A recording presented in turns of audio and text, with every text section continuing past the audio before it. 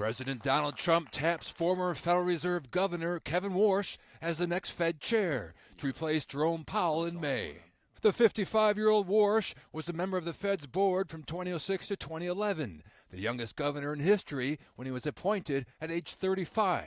He is currently a fellow at the Hoover Institution and once worked as an investment banker at Morgan Stanley. In the Oval Office, President Trump tells reporters, "In the whole country, I would say that this was the perfect candidate. This was not a surprise or anything. This was the man that's most qualified.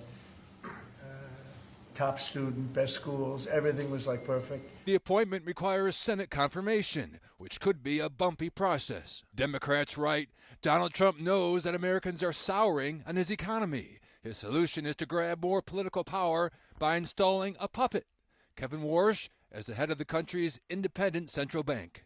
President Trump has been insisting interest rates be lowered, but he would not say if Warsh committed to do it.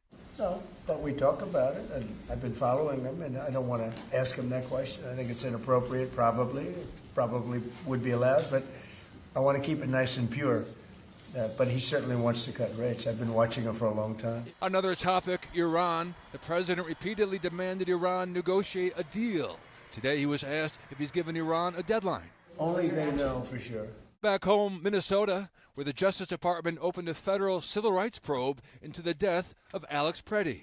As for the protesters, President Trump says there's a money trail. We know pretty much, we're getting very close to it, but we know pretty much who's funding this stuff. These are paid insurrectionists, paid troublemakers.